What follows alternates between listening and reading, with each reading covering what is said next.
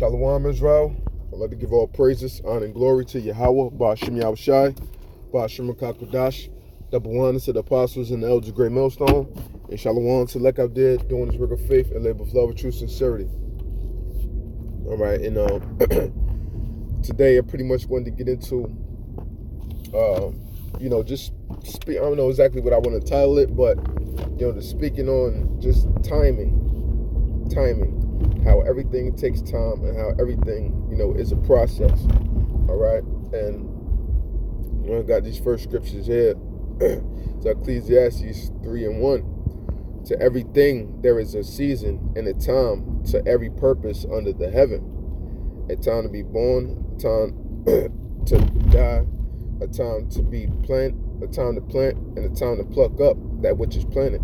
A time to kill, and a time to heal, a time to break down, and a time to build up, a time to weep, and a time to laugh, a time to mourn, and a time to dance, a time to cast away stones, and a time to gather stones together, a time to embrace, and a time to refrain from embracing, a time to get, and a time to lose, a time to keep, and a time to cast away, a time to rend, and a time to sow, a time to keep silence, and a time to speak, a time to love, and a time to hate, a time of war, and a time of peace. What profit hath he that worked in that wherein he laboreth? I have seen the travail which the Most High have given to the sons of men to be exercised in it. And, just thinking about all of these scenarios and speaking on time, what this just shows us that everything requires time and everything happens in its own due season. Okay? Things can't be rushed, You can be a little hasty about things, but usually being hasty, especially for Jake, is usually not in the right spirit to be. Because being hasty is what allows people to easily get out of pocket. Being hasty is what has brought us to this microwave time, this microwave era, where nobody can accept anything and everything has to be right now, or they can't see it. It's hard for them to accept, and for Jake, all we have is time, man. All we have is time. Why? Because look at what we've been doing for the hundreds and some odd years. What we've just been patiently waiting, in which we really didn't know, because we, wasn't woken up to the truth. But what we've been patiently waiting, for how Jake say, a change to come, something to give, constantly waiting for our time to dance under the sun, so to speak, right? So what else is there for us to do but to wait, but to persevere, but to go through the fire and through the mud and to come out on top, Lord's will, as we always do as a people. And more importantly, individually, as us, seeking to be a part of that elect. This is what this is all about. And it requires time. It requires us to be built up, to be rooted in the spirit. Matter of fact, let me get that.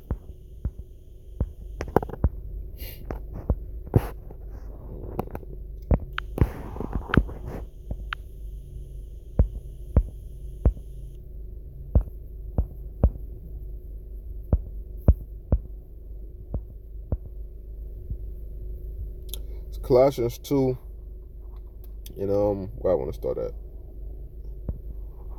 Colossians 2, and I start at verse 5. It says, "For though I be absent in the flesh, yet I am with you in the spirit, joying and beholding your order and the steadfastness of your faith in Yahushua, as ye have therefore received Yahushua the Lord, so walk ye in him, rooted and built up and established in the faith, as ye have been taught, abounding therein with thanksgiving. So, to be rooted and built up, as a tree would, that takes time for the tree to grow, for it to, it takes root. But by the time the tree gets a little older, it has thoroughly taken root. Its roots are sunk much deeper into the earth. It has a much stronger foundation with time, you know, and the things that tree has experienced through, the rain, the wind, not being knocked down completely, surviving, different seasons of the year, and trees being thousands of years old, they go through a lot of different changes. And that's the same way with us. That's why the Most High compares a lot of different things unto humans, or humans unto animals or trees or different things like that, because you truly see how everything is one big circle, and how everything revolves around one another. In the observations of life, you can compare them to so many things that you can extrapolate and apply it to your own life, man. So everything takes time. This knowledge and this wisdom, it takes time to be dealing with certain situations, and to know how to go about it in the right manner. That may take time. For one brother, it may take this amount of time. For another brother, it may take this amount of time. But the point is, you're supposed to get there.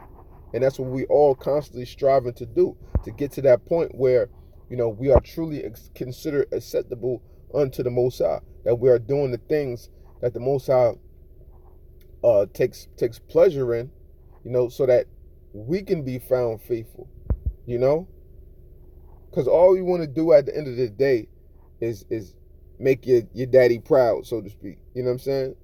And not so to speak. That's what it is. Well, when you growing up in the household, what you want to do?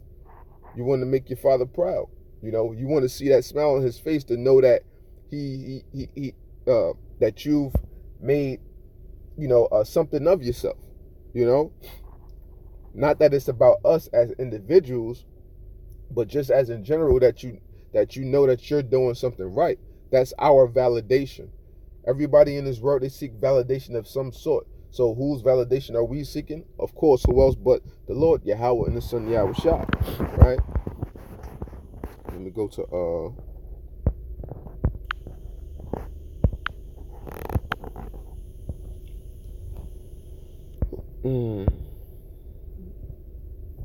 just want to go straight to the point.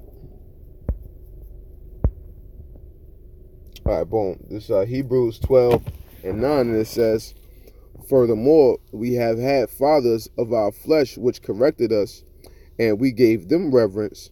Shall we not much rather be in subjection unto the Father of spirits and live? For they verily for a few days chastened us after their own pleasure, but he for our profit, that we might be partakers now of his holiness.